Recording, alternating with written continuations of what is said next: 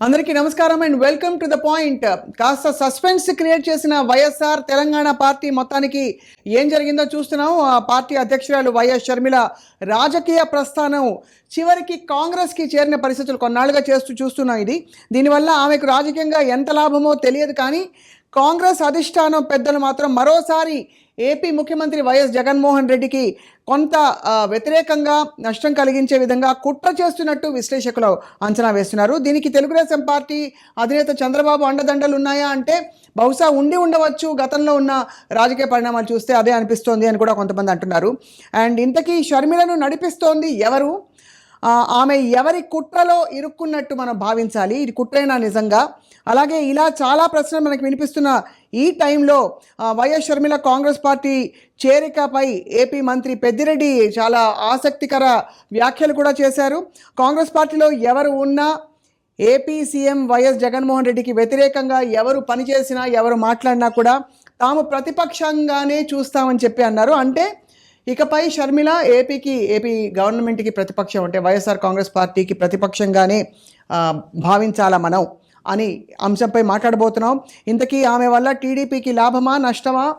ఇదే అంశంపై to the point. AP needs YS Jagan అంటున్నాం, డస్ ఏపీ నీడ్ షర్మిల అనే టాపిక్ పై కూడా మాట్లాడబోతున్నాం. మనతో పాటు ప్రస్తుతం అందరికీ సుపరిచిత వైఎస్ఆర్ కాంగ్రెస్ పార్టీ నాయకులు ఎమ్మెల్సీ దువ్వాడ శ్రీనివాస్ గారు జాయిన్ అవుతున్నారు జూమ్లో. నమస్కారం సార్. నమస్కారం స్వప్న గారు, జకీర్ గారు. నమస్కారం. అలాగే మనకి ఐ డ్రీమ్ స్టూడియోస్లో ఉన్నారు సీనియర్ జర్నలిస్ట్ విశ్లేషకులు జకీర్ గారు. So first of all Srinivas గారు, జరుగుతున్న పరిణామాలు ఏమనిపిస్తుందండి? ఎంతైనా ఒక కుటుంబంలో ఒక జాతీయ పార్టీ స్థాయిలో ఇంతటి ఒక ఆలోచనతో కూడిన కుట్ర జరుగుతోందని చెప్పి కొంతమంది అంటున్నారు. స్వప్న గారు, నేను నా పర్సనల్ గా కూడా నేను చెప్తాను. ముందు నేను కాంగ్రెస్ పార్టీకి చెందినటువంటి కార్యకర్తను. అవును. విద్యార్థి రాజకీయాల నుంచి కూడా నేను కాంగ్రెస్ పార్టీలోనే ఉన్నాను, కాంగ్రెస్ పార్టీలోనే నడిచాను. రైట్. మేమేమనుకునే వాళ్ళం తెలుసా? చనిపోతే కాంగ్రెస్ పార్టీ జెండా కప్పుకోవాలి అన్నటువంటి ఆశతో ఉండేవాళ్ళు. అలాంటి కాంగ్రెస్ పార్టీ ఆంధ్రప్రదేశ్ ప్రజలకి సర్వనాశనం చేసినటువంటి చరిత్ర. కాంగ్రెస్ పార్టీ ఇలాంటి దుర్మార్గమైన పని చేస్తుందని మా జీవితంలో కూడా మేము ఊహించాల. ఇందిరాగాంధీ గారు కూడా సమైక్యవాది. అలాంటి ఇందిరాగాంధీ గారు కూడా, అలాంటి ఇందిరాగాంధీ నేతృత్వంలో కాంగ్రెస్ పార్టీకి ఉన్నటువంటి చరిత్రని పూర్తిగా సర్వనాశనం చేసినటువంటి చరిత్ర సోనియా గాంధీ ఆంధ్రప్రదేశ్ రాష్ట్ర ప్రజల గుండెల్లో చిరస్థాయిగా షీఈజ్ ఎ డెవిల్. చాలా ఘాటైన వ్యాఖ్యలు చేస్తున్నారు సార్ మీరు. చాలా ఘాటైన వ్యాఖ్య చేశారంటే మీకు శ్రీనివాస్ గారు, మీరు గతంలో కాంగ్రెస్ పార్టీలో ఉండి వ్యాఖ్య చేస్తారంటే ఇప్పుడు ఇంతటి తీవ్రమైన ఒక స్టేట్మెంట్ ఇచ్చారు మీరు. దానికి కారణం ఏంటి సార్? స్వప్న గారు, కాంగ్రెస్ పార్టీలోనే బ్రతికినటువంటి మేము రాజశేఖర రెడ్డి గారి పరిస్థితి చూసాం కదా. కాంగ్రెస్ పార్టీ 2003-2002 సంవత్సరంలో అడ్రస్ లేని పరిస్థితిలో ఉండేది రాష్ట్రంలో. ఆ మహానుభావుడు పాదయాత్ర చేసి ప్రతి ఒక్కరిని కలుసుకుంటూ నానా కష్టాలు పడి, రాజశేఖర రెడ్డి గారితో నేను కనీసం 6 నియోజకవర్గాలు స్వయంగా నేను నడిచాను. నా చిన్న వయసు నడిచినటువంటి అనుభవం. ఆయనతో చాలా దగ్గర రిలేషన్స్ నాకు ఉండేవి. వైఎస్ఆర్ ఫ్యామిలీతో ఈనాటి సంబంధాలు కావు మాకు. నేను విద్యార్థి రాజకీయాల నుంచి కూడా సంబంధాలతో ఉన్నాను. అలా నడిచినటువంటి ఆ నేపథ్యంలో నేను గమనించినటువంటిది, రాజశేఖర రెడ్డి గారు చచ్చిపోయిన కాంగ్రెస్ పార్టీని బ్రతికించారు.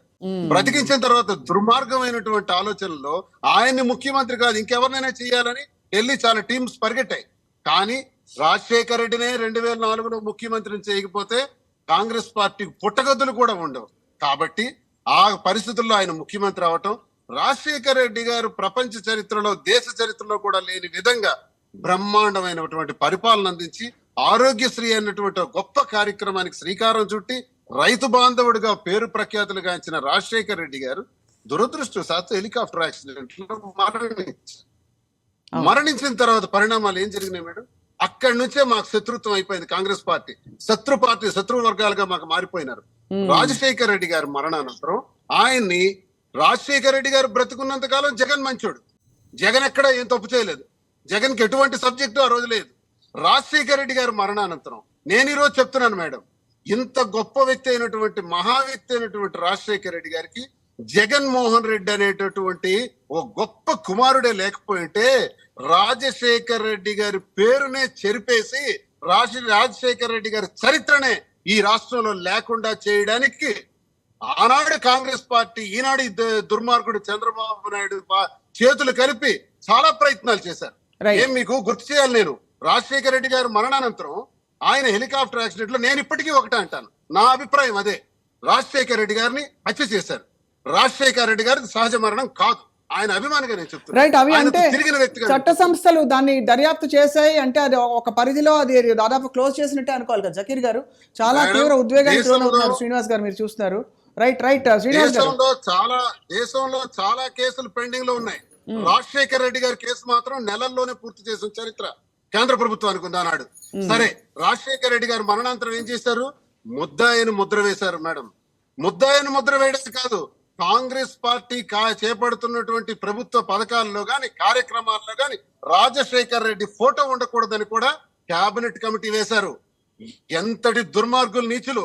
రాజశేఖర రెడ్డి గారి మరణానంతరం అర్ధరాత్రి పార్లమెంట్ లో తలుపులు వేసేసి ఆంధ్రప్రదేశ్ ని విడగొట్టి హైదరాబాద్ లాంటి ప్రాంతాన్ని మాకు దూరం చేసి, తెలంగాణని దూరం చేసి, మా ప్రాంతం, మా ఆంధ్రప్రదేశ్ కి గుండె కోత మిగిల్చారు. మాలో ఉండే ప్రతి 5 కోట్ల మందిలో ప్రతి ఒక్కళ్ళలో కూడా ఓ బాధ ఉంది. అది ఏంటంటే, మేము తెలంగాణ నుంచి విడిపోయామే, అడ్రస్ లేకుండా పోయినామే, శ్రీనివాస్ గారు. ఆఫీస్ కూడా లేదే, కట్టు బట్టలతో మిగిలిపోయినామే అని నిరంతరం బాధపడుతున్నటువంటి రైట్ శ్రీనివాస్ మా గారు, ఆవేదన. ఇక్కడ శ్రీనివాస్ గారు మీ ఆవేదన వినపడుతోంది. ఇక్కడ 3 లెవెల్స్ లో మనకి, అంటే ఒకటి రాష్ట్ర విభజన అనేది ఒక మౌలిక కోర్ ఇష్యూ, అది పక్కన పెడితే సార్ రాజశేఖర రెడ్డి గారి మరణం ఎలా సంభవించింది, తర్వాత జరిగిన పరిణామాలు, మూడోది అప్పుడు జగన్మోహన్ రెడ్డి గారికి వచ్చిన ఇబ్బందులు, అవన్నీ. ఇప్పుడు తాజాగా ఇప్పుడు కాంగ్రెస్ మళ్ళీ తన ఉనికిని మరోసారి చాటుకునే ప్రయత్నంలో షర్మిల గారి చేరికని మీరు ఎలా చూస్తున్నారు జకీర్ గారు? ఇప్పుడు షర్మిల గారు గతంలో, అంటే నాకు తెలిసి వైఎస్ఆర్ తెలంగాణ పార్టీ అని తెలంగాణలో పార్టీ పెట్టిన కొత్తలో అనుకుంటా, బహుశా ఆమె కొన్ని కామెంట్స్ చేశారు. ఆమె ఏంటంటే, మా నాన్న చనిపోయిన తర్వాత అవమానించారు, ఛార్జ్షీట్లో పేరు పెట్టారు, ఎఫ్ఐఆర్లో కేసులు పెట్టారు. అవును, అది ఇంటర్వ్యూలో కూడా చెప్పారు అంతకు ముందు కూడా. అవును, తర్వాత హెలికాప్టర్ ప్రమాదం పైన కనీస దర్యాప్తు కూడా చేయలేదు రైట్ అని కూడా ఆమె చెప్పారు. రైట్. ఇప్పుడు కాంగ్రెస్ పార్టీ పైన అటువంటి ఆరోపణలు చేసిన షర్మిల గారు ఇప్పుడు అదే పార్టీలో చేరడం పట్ల ఆమె ఆన్సర్ ఎట్లా ఉండబోతుంది, అంటే ఆంధ్రప్రదేశ్ ప్రజలకు ఆమె ఏ రకంగా కన్విన్సింగ్గా చెప్పబోతున్నారు, ఆమె చెప్పే మాటలు ప్రజలు కన్విన్స్ అవుతారా కాదా అనేది ఇక్కడ పాయింట్ నేను చెప్పబోయేది. రైట్. ఎందుకంటే అంత సులభమైన వ్యవహారం కాదు ఇది. రాజశేఖర రెడ్డి ఎట్లా ఇప్పుడు దువాడ శ్రీనివాస్ గారు చెప్పినట్టుగా అది హెలికాప్టర్ క్రాష్ అయిందా, క్రాష్ చేశారా, అంటే ప్రమాదం జరిగిందా, లేకుంటే ఇంకేదన్నా జరిగిందా అనేది మనకు తెలియదు. అవును. బట్ ఆ కేసులో కనీస దర్యాప్తు చేయలేదు, మా నాన్నను అవమానించారు అని చెప్పిన షర్మిల గారు అదే కాంగ్రెస్ పార్టీలో చేరి ఇవాళ ఢిల్లీలో ఆమె చేసిన కామెంట్ ఏమిటి, మా నాన్న ఆత్మ సంతోషించింది అని చెప్పారు ఆమె. అంటే ఏ రకంగా ఆయన ఆత్మ శాంతించినట్టు నాకు అర్థం కాలేదు. సో దీనికి సంబంధించి, అంటే కాంగ్రెస్ పార్టీలో ఆమె చేయడానికి సంబంధించి ఆమె కన్విన్సింగ్గా ఏ రకంగా ఆంధ్రప్రదేశ్ అంటే ఆమెకు ఆంధ్రప్రదేశ్ కాంగ్రెస్ బాధ్యతలు ఇవ్వబోతున్నారా లేదా, లేకుంటే ఆమెకి ఇంకెవరు బాధ్యతలు ఇస్తారా, ఏది ఏమైనప్పటికీ కూడా నిన్న దాకా తెలంగాణ కోడలని అని చెప్పారు. తెలంగాణ కోడలు అన్నారు, అండ్ ఆడపిల్ల ఈడపిల్ల అని బోల్డ్ మనకి రీల్స్ కూడా చూసాం. ఆంధ్రప్రదేశ్ కూతురని చెప్పుకోవచ్చు, లేదా ఇప్పుడు రాజన్న బిడ్డ అని చెప్పుకోవాలి, రాజన్న రాజ్యం అని చెప్పాలి తెలంగాణ చెప్పినట్టే. ఇప్పుడు అక్కడ ఆల్రెడీ జగన్మోహన్ రెడ్డి గారు రాజన్న రాజ్యం నిర్మాణ పనిలో ఉన్నాడు ఆయన. ఎవరు? జగన్మోహన్ రెడ్డి గారు వాళ్ళ అన్న. ఇప్పుడు ఈమె కూడా వచ్చి మళ్ళీ అదే మాట మాట్లాడాలి. అవును, రాజన్న రాజ్యం అనాలి, రాజన్న బిడ్డ అనాలి. సో ఇది చాలా కాంప్లికేట్ ఇష్యూ ఇది. అంటే ఆమెను డిఫెన్స్ లో పడవేసే అంశాలు చాలా కనిపిస్తున్నాయి మనకు. కనిపిస్తున్నాయి. రెండోది అంటే ఉన్న పళంగా ఇప్పుడు ఇక్కడ పరిస్థితులు ఏదో అంటే మరి అనుకూలించలేదు అనుకోవాలా, లేక పాదయాత్రలకి స్పందన సరిగ్గా రాలేదనుకోవాలా, మొత్తానికి తను చాలా జోష్గా స్టార్ట్ చేసిన యాత్రల్ని ఇప్పుడు ఆమె విరమించి ఇప్పుడు ఒక పార్టీ అసలు పుట్టక ముందే దాన్ని తీసి కలిపేయడం అన్నది అదొక పద్ధతి. తెలంగాణలో షర్మిల గారిది ఫెయిల్యూర్ స్టోరీ అండి పాలిటిక్స్లో, తెలంగాణ పాలిటిక్స్లో. దానికి చాలా కారణాలు ఉన్నాయి. తర్వాత ఇప్పుడు ఆంధ్రప్రదేశ్ పాలిటిక్స్లో ఆమె స్టోరీ ఎట్లా ఉండబోతుందని చూడాల్సి ఉంది.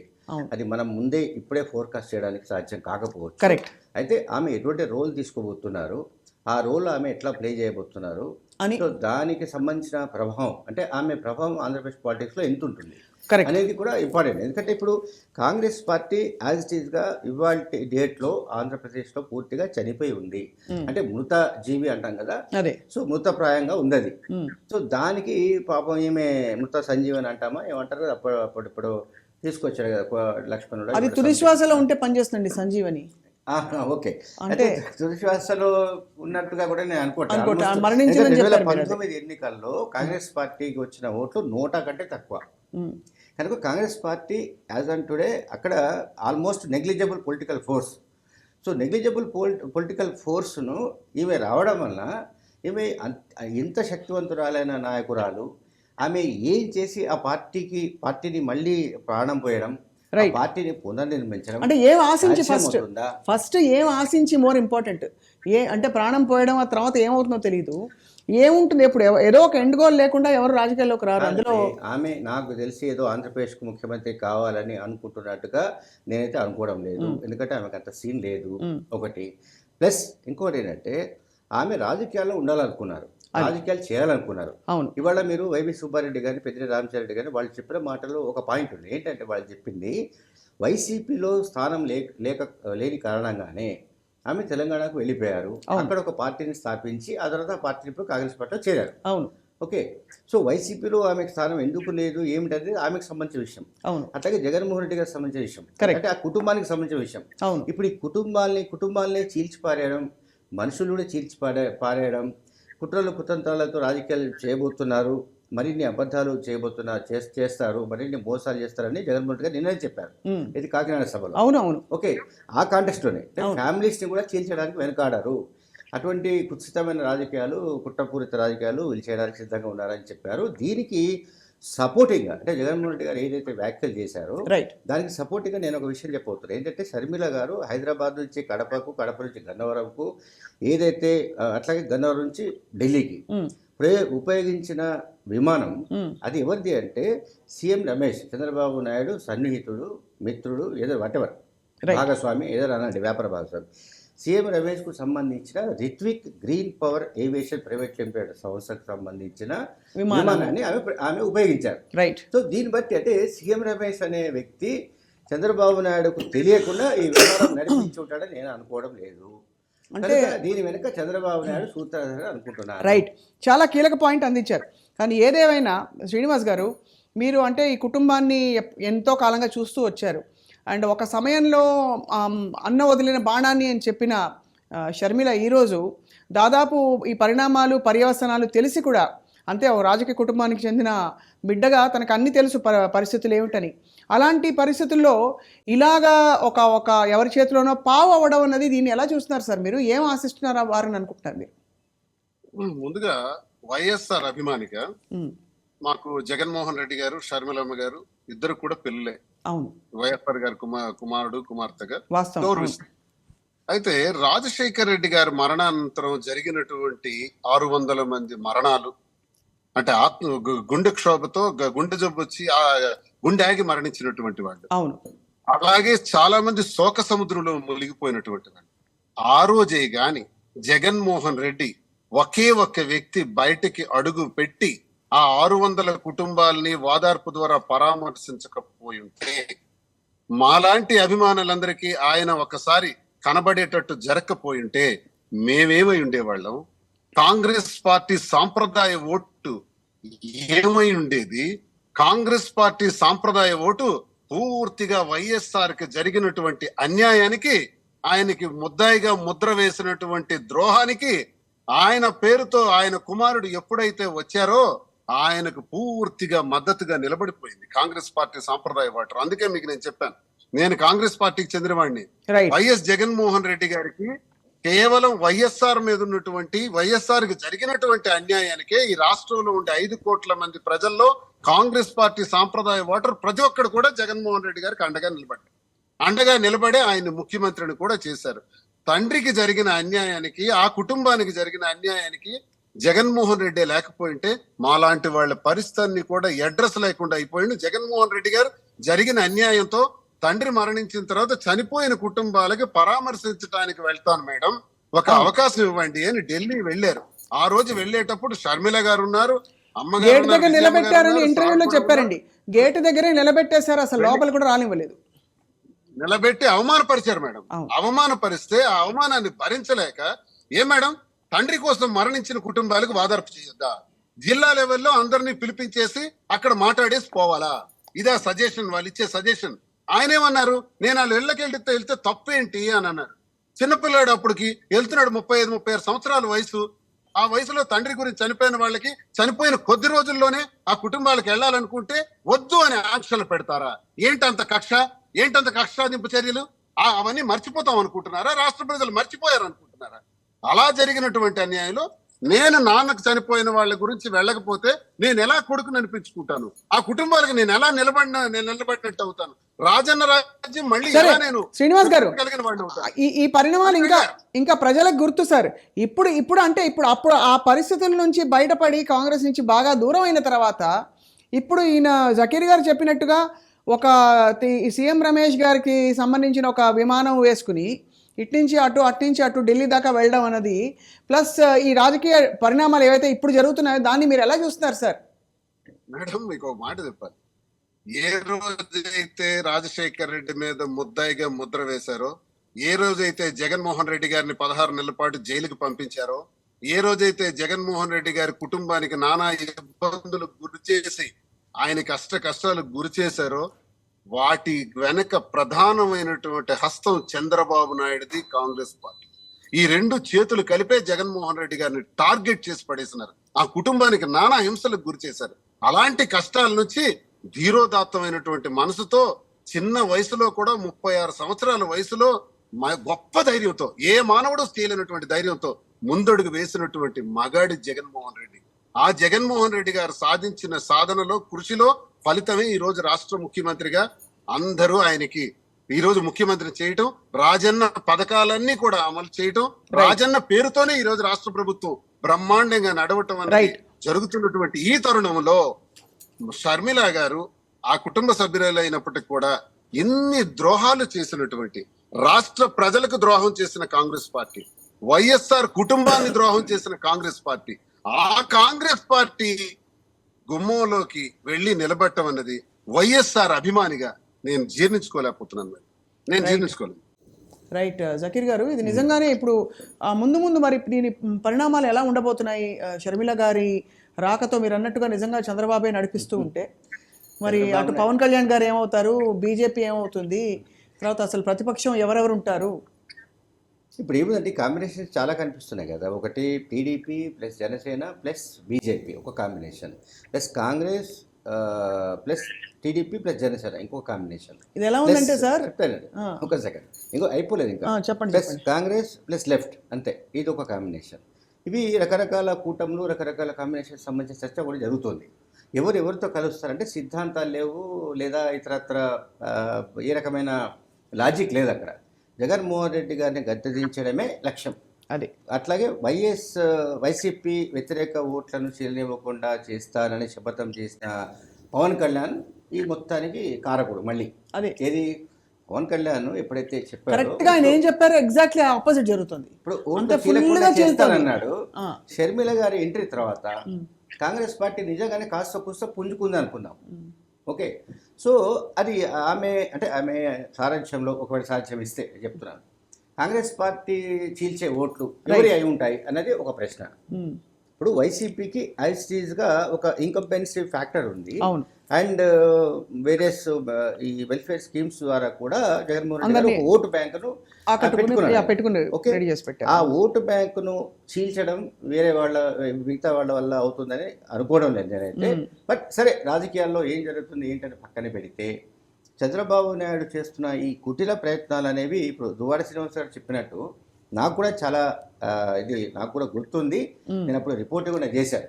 ఎప్పుడంటే జగన్మోహన్ రెడ్డి గారి పైన కేసులు పెట్టిన సందర్భంలో ఇక ఆయన జైలు నుంచి బయటకు రాకుండా చేయడానికి సంబంధించి అప్పుడు కేంద్రంలో అచ్చెన్నాయుడు ఉండేవాడు. ఆయనకు ఇక్కడి నుంచి రేణుకా చౌదరి, చంద్రబాబు నాయుడు ఇదంతా ఒక కూటమిగా ఏర్పడి అచ్చెన్నాయుడు ద్వారా మళ్ళీ ఢిల్లీలో ఫిర్యాదులు చేయడము, కాంగ్రెస్ ప్రభుత్వం పైన రకరకాల ఆ ప్రభుత్వానికి ఇవ్వడము. సరే obviously సోనియా గాంధీ వాళ్ళైతే చెప్పండి సార్. సోనియా గాంధీ పెట్టాల్సిందన్నారు ఎర్రనాయుడు గారట. సారీ ఎర్రనాయుడు గారు ఈ మధ్య అచ్చెన్నాయుడు మాట్లాడుతున్నాం అదే ఎర్రనాయుడు గారు ఢిల్లీలో ఉన్నారు. ఆయన ద్వారా రేణుకా చౌదరి, చంద్రబాబు నాయుడు గారు మళ్ళీ రాయబారం నడిపించి ఒక కథంతా నడిపారు. At any cost Jaganmohan Reddy గారు బయటికి రాకూడదు, ఇది స్కీమ్. సో 16 నెలల పాటు ఆయన జైల్లో ఉన్నాడు. మీరు చూడండి, జగన్మోహన్ రెడ్డి గారు అయితే 5 ఏళ్ల పాటు రోడ్ల మీద ఉన్నారు, ఆ తర్వాత 16 నెలలు జైల్లో ఉన్నారు, ఆ తర్వాత మళ్ళీ రోడ్ల మీద ఉన్నారు, ఆ తర్వాత ఒక టర్మ్ ప్రతిపక్షంలో ఉన్నారు, తర్వాత ఎంతో కష్టపడి ఆయన 151 సీట్లతో అధికారంలోకి వచ్చారు. సో ఇది మొత్తంగా కూడా ఏంటంటే నేను అనుకునేది పక్కాగా జగన్మోహన్ రెడ్డి గారి కష్టార్జితం ఏది ఈ అధికారం రావడం అవును ఖచ్చితంగా. వైఎస్ రాజశేఖర్కి సంబంధించిన లెగసీ అనండి, వైఎస్ రాజశేఖర్ అమలు చేసిన సంక్షేమ పథకాలకు సంబంధించిన ఇష్యూస్ అనండి, ఫ్యాక్టర్స్ అనండి, లేకపోతే ఇంకేదైనా అనండి, బట్ ఎన్ని ఉన్నా కూడా దాన్ని ఒక పార్టీని పెట్టి నడపగలిగిన సామర్థ్యం ఉండాలి, ఒక గోల్ ఉండాలి, ఏదో ఒక రోజు ఈ రాష్ట్రానికి ముఖ్యమంత్రి కావాలన్న ఆ ఎజెండా ఉండాలి, ఆ టార్గెట్ సక్సెస్ కావాలన్నది ఉండాలి. పవన్ కళ్యాణ్ అది లేదు, నన్ను సీఎం చేయడం అనట్లేదు. చూడండి, ఇప్పుడు రేపు పొద్దున షర్మిల గారు అంటారా తెలియదు. చంద్రబాబు నాయుడు అయితే నేను ముఖ్యమంత్రి కాకపోతే అసలు అసెంబ్లీలోకి అడుగుపెట్టారు ఆయన చెప్తున్నాడు. ఆయన ఏమవుతుంది ఆయన పాప తెలియదు. పవన్ కళ్యాణ్ ఎప్పుడు నేను సీఎం అని అనట్లేదు కదా, నేను సీఎం అవుతానని ఆయన ఆ రకంగా ఆయన ఒక రోడ్ మ్యాప్ వేసుకొని పనిచేయడం లేదు కూడా. ఆయన చంద్రబాబు నాయుడు కోసం పనిచేస్తున్నాడు, అది అయిపోయింది క్లియర్. ఇంకా ఇప్పుడు మధ్యలో జై భారత్ నేషనల్ పార్టీ పేరు మీద సిబిఐ మాజీ జాయింట్ డైరెక్టర్ ఒక పార్టీ పెట్టాడు. అవును. సో ఇదంతా ఏంటంటే ఆంధ్రప్రదేశ్ ప్రజాశాంతి పార్టీని మీరు అలా తీసేయడానికి లేదండి. కే పాల్ పార్టీ. అవును. ఎందుకండి కామెడీ వ్యవహారాలు, సీరియస్ డిస్కషన్ జరుగుతుంది. కే పాల్ ఒక కమెడియన్, ప్రజలకు వినోదాన్ని పంచుతారు పాప. వినోదాన్ని ఆయన పంచొచ్చు కానీ మీరు వచ్చిన అంటే ఇప్పుడు నిన్న మొన్న ఊరికే వచ్చిన కొన్ని పార్టీలు లేదు, ఇప్పుడు కొత్తగా మళ్ళీ మేము పుడతామని చెప్పి రెడీ అవుతున్న ఒక జాతీయ పార్టీ, అందరికీ సమాన అవకాశాలు ఉన్నట్టే కదండి మరి రాజకీయ బరిలో. మీరు ఎలా తీసేస్తారు?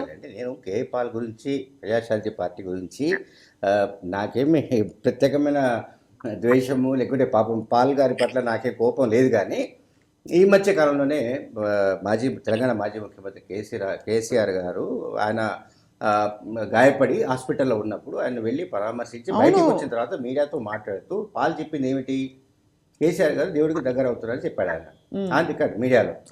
దాన్ని ఎట్లా అనుకోవాలి, కామెడీ అనుకోవాలి, ఇంకో ఏమనుకోవాలి? సో ఆయన వినోదాన్ని పంచుతాడండి, అంతకు మించి ప్రజాశాంతి పార్టీకి సీన్ లేదు, ఆ పార్టీకి ఓట్లు వచ్చేది లేదు, సీట్లు వచ్చేది పక్కన పెట్టాడు.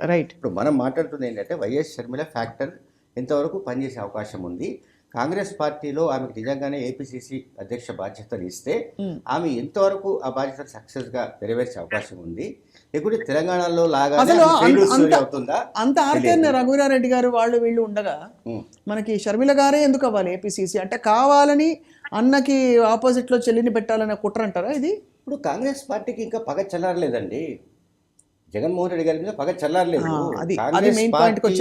అధినేత్రి కాంగ్రెస్ పార్టీ నాయకురాలైన సోనియా గాంధీని ధిక్కరించి ఆ సమయంలో అంటే ఉమ్మడి ఆంధ్రప్రదేశ్లో అట్లాగే కేంద్రంలో 2 చోట్ల కాంగ్రెస్ ప్రభుత్వం ఉన్నప్పుడు శషభిష లేకుండా, రాజీ లేకుండా, వాళ్ళు ఓదార్పు యాత్ర చేయొద్దంటే కూడా వినకుండా ఆ పార్టీని ధిక్కరించి బయటకు వచ్చి సొంత పార్టీని పెట్టి ఆ పార్టీని అధికారం దాకా జైలుకి వెళ్ళినా కూడా ఖాతరు చేయకుండా 400 రోజుల తర్వాత అసలు ఎక్కడ సడలని గుండె నిబ్బరంతో బయటకు వచ్చి మళ్ళీ ప్రతిపక్షంగా ఉండి మళ్ళీ పాదయాత్ర చేసి ఎవరు చేస్తారండి? పవన్ కళ్యాణ్ గారు 10 ఏళ్ళ నుంచి పార్టీ నడిపిస్తున్నాడు, ఆ పార్టీ గ్రాఫ్ ఏంటి చెప్పండి? ఇప్పుడు ఏం లేదు కదా. ఇప్పుడు వాళ్ళు చెప్పుకుంటున్నారు మాకు 30% ఓట్లు ఉన్నాయి, 40% ఓట్లు ఉన్నాయని చెప్పుకుంటున్నారు, క్లెయిమ్ చేస్తున్నారు. ఓకే, అదే 2019లో వాళ్ళకు ఒక 6.7% ఓట్లు వచ్చారు. నెక్స్ట్ ఇప్పుడు మీరు అన్నట్టు జయ భారత్ నేషనల్ పార్టీ అదేం చేస్తుందో తెలియదు, మీరు అంటే ప్రజాశాంతి పార్టీ ఏంటో తెలియదు.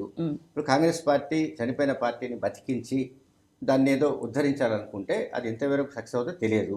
ఒకటి మాత్రం వస్తుంది, దువ్వాడ శ్రీనివాస్ గారు చెప్పినట్టుగా పాయింట్ ఏంటంటే వైఎస్ రాజశేఖర రెడ్డి వారసుడిగా జగన్మోహన్ రెడ్డిని మాత్రమే ఆంధ్రప్రదేశ్ ప్రజలు యాక్సెప్ట్ చేశారు. రైట్, ఈ పాయింట్కి సార్ శ్రీనివాస్ గారు, దువ్వాడ శ్రీనివాస్ గారు, అంటే ఇక మీ పార్టీ విధానం, ఎందుకంటే మొదటి నుంచి వైసీపీ నాయకులు కుటుంబంగా తను చెల్లి కాబట్టి, సోదరి కాబట్టి చాలా హక్కును చేర్చుకుని మనసులో పెట్టుకుని ఎక్కడా ఒక మాట అనకుండా పల్లెత్తు మాట కూడా అనకుండా షర్మిలమ్మని మీరందరూ చాలా అంటే వ్యతిరేకించిన సందర్భాలు వచ్చినా కూడా డైరెక్ట్గా సున్నితమైన అంశాల వైపు జోలికి వెళ్లకుండా చేశారు.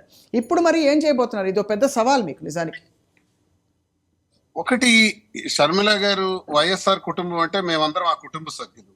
మా కుటుంబంలో ఒక పెద్ద ఆవిడ. కానీ ఆవిడ తీసుకున్న నిర్ణయం మాకు తీవ్రమైనటువంటి మానసిక క్షోభకు గురి చేసింది. ఇది నేను కరెక్ట్ కాదని అంటాను. ఎప్పుడైనా ఎందువల్ల? ఎందుకంటే మేము వారి కుమార్తె అయితే మేము వైఎస్ఆర్ అభిమానులు, మాకు కూడా వైఎస్ఆర్ మీద అర్హత ఉంది మాట్లాడడానికి. వైఎస్ఆర్ అభిమానిగా నేను చెప్తున్నాను, వైఎస్ఆర్ గారిని ముద్దాయి చేసినందుకు, వైఎస్ఆర్ గారి హత్యకు కారణమైనందుకు, వైఎస్ఆర్ తదనంతరం మరణానంతరం కుమారుణ్ణి జైల్లో పెట్టినందుకు, కుమారుణ్ణి ఇంటిని షర్మిల గారిని కూడా నానా ఇబ్బందులు గురి చేసినందుకు, ఆంధ్రప్రదేశ్ ను విడగొట్టినందుకు, ఇన్ని ఆవేశాలతో మేమందరం ఉన్నాం.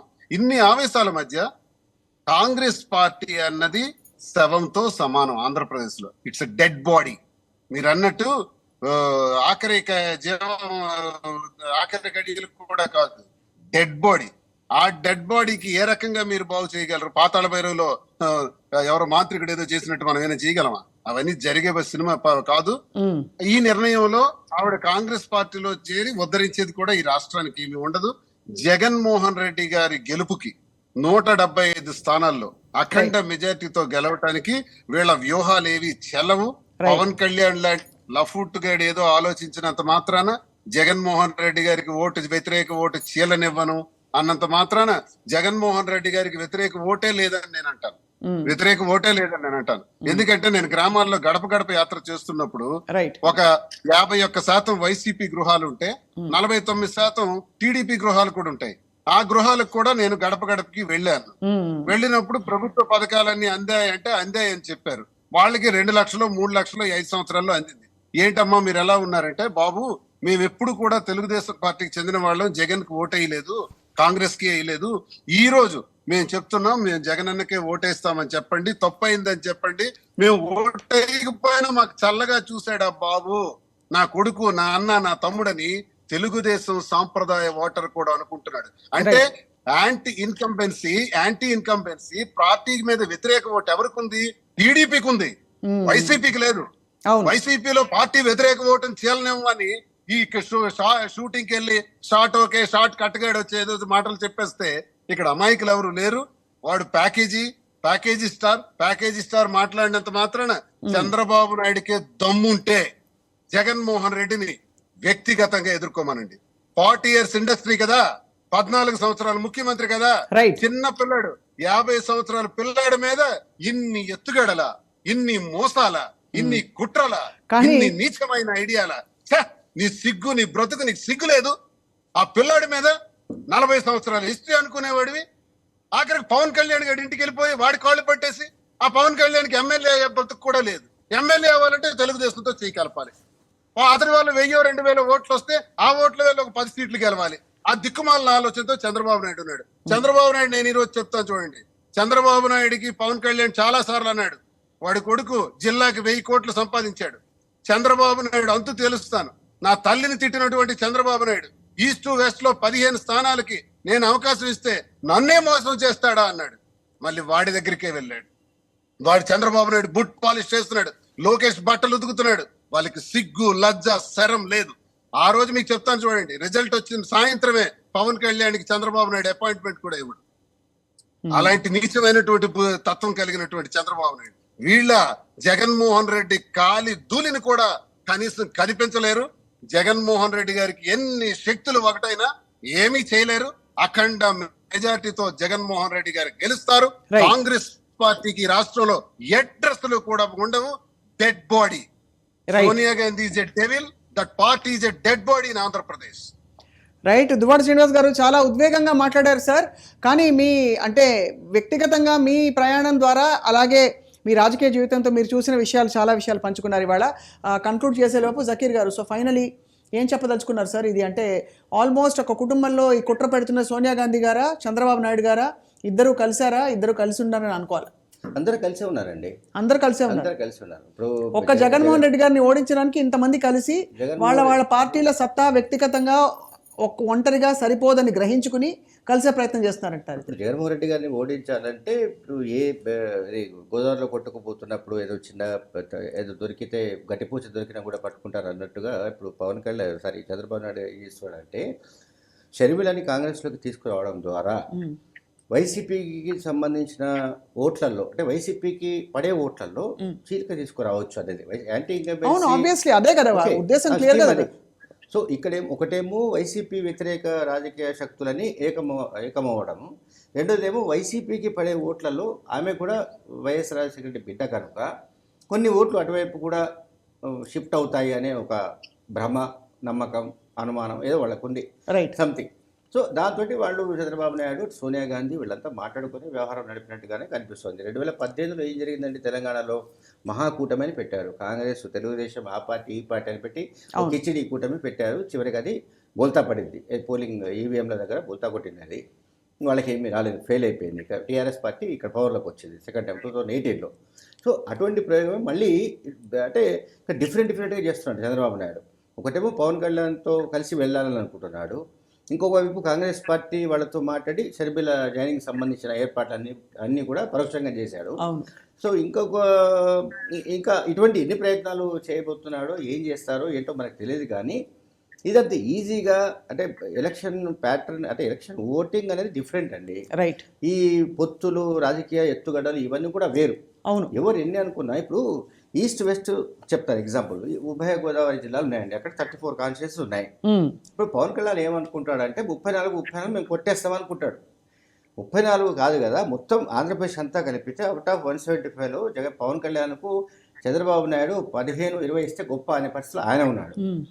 ఆయనేమో నాకు ఉమ్మడి ఉభయ గోదావరి జిల్లాలోనే నాకు ఒక 20 కావాలంటున్నాడు ఆయన. సరే అవి ఎన్ని ఇస్తారు ఏంటని పక్కన పెట్టండి. సో పవన్ కళ్యాణ్ ఫ్యాక్టర్ ఎంత పనిచేస్తుందో చూడాలి. చంద్రబాబు నాయుడు పవన్ కళ్యాణ్ కలిసినా కూడా ఆ ఓట్లు కాపు సామాజిక వర్గానికి సంబంధించిన ఓట్లు అసలు షిఫ్ట్ అవుతాయా కావా అనేది ఒకటి చూడాలి.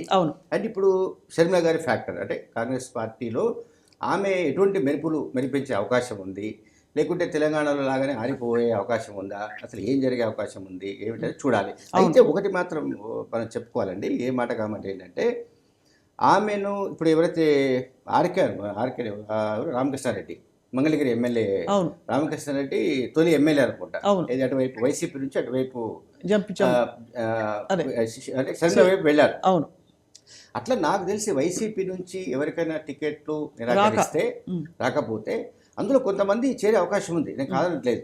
అయితే వాళ్ళు పాత సామాన్లు లాంటి వాళ్ళ, లేకపోతే నిజంగానే వాళ్ళలో ఏదైనా పొటెన్షియాలిటీ ఉంటుందా, అయితే దానివల్ల అంటే నాకు తెలిసి అయితే ఇప్పుడు మనకి ఫిబ్రవరి నోటిఫికేషన్ రాబోతుంది, మార్చిలో పోలింగ్ కూడా జరగబోతుంది ఏపీ ఎలక్షన్స్. ఈలోగా సమయం ఎంత ఉంది, ఇంకా 1-2 నెలలు కూడా లేదు. ఈ సమయంలో ఏం చేసేస్తారు షర్మిల చేసే అద్భుతాలు ఏముంటాయో ఎవరికీ తెలియదు. రైట్, అంత అద్భుతాలు చేసే పరిస్థితుల్లో ఆమె ఉన్నట్టుగా కానీ ఆమె అంత వ్యూహాలు రచించడంలో దిట్ట అని కానీ అనుకోవడానికి ఛాన్స్ లేదు. ఎందుకంటే తెలంగాణలో మనకు క్లియర్ కట్గా తెలుస్తుంది, 2021 జూన్ జూలై ప్రాంతాల్లో పార్టీ పెడితే 2 ఏళ్లలోనే ఆ పార్టీని అంటే ఇక్కడ అదే పాయింట్ ఏంటంటే ఎవరి ఐడెంటిటీ క్రైసిస్ కోసం వాళ్ళు పాటుపడుతూ ఇలా పార్టీలు పెట్టేసి నేను ఉన్నానని చెప్పి అందరూ అంటే రకరకాల ప్రజల్ని చంపుతున్నారండి నిజంగా చెప్పాలంటే కన్ఫ్యూజన్ తోటి. ఇప్పుడు ఐడెంటిటీ క్రైసిస్ ఇప్పుడు లక్ష్మణ గారు కూడా ఇప్పుడు అంటే పెట్టకూడదని లేదండి, ఇది స్వతంత్ర భారతదేశం, ప్రజాస్వామ్యంలో ఎవరైనా సామాన్యులు ప్రముఖులు ఎవరైనా పార్టీలు పెట్టచ్చు, ఏదైనా చేయొచ్చు. కానీ మీరు ఇక్కడ చూడండి ఎంత కన్ఫ్యూజన్ క్రియేట్ అవుతుందో ఎలక్ట్రల్ సిస్టంలోనే.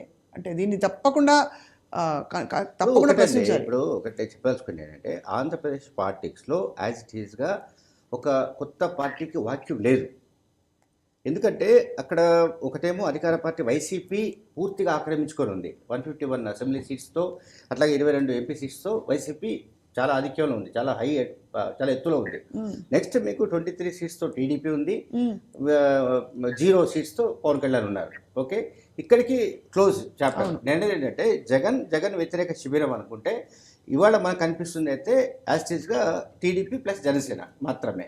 ఇప్పుడు కాంగ్రెస్ పార్టీ షర్మిల చేరినా కూడా ఆ పార్టీకి అంటూ ఒక వాక్యం అంటే గతంలో ఉన్న వాళ్ళందరూ కూడా అంటే ఎవరైతే ఇప్పుడు దువాడ లాంటి వాళ్ళు కావచ్చు, ఎవరైనా కానీ ఇక వైఎస్ఆర్సీపీ అభిమానులు కావచ్చు, కాంగ్రెస్ పార్టీకి సంబంధించిన కార్యకర్తల నుండి కాంగ్రెస్ పార్టీకి కోర్ అభిమానులు ఎవరైతే ఉంటారో వాళ్ళందరూ ఆల్రెడీ వైసీపీ వైపు షిఫ్ట్ అయిపోయారు. అంటే జగన్మోహన్ రెడ్డి గారిని నాయకత్వాన్ని నమ్ముకొని ఇప్పుడు వాళ్ళందరినీ మళ్ళీ అంటే కదిలించే ప్రయత్నాలు జరుగుతాయి.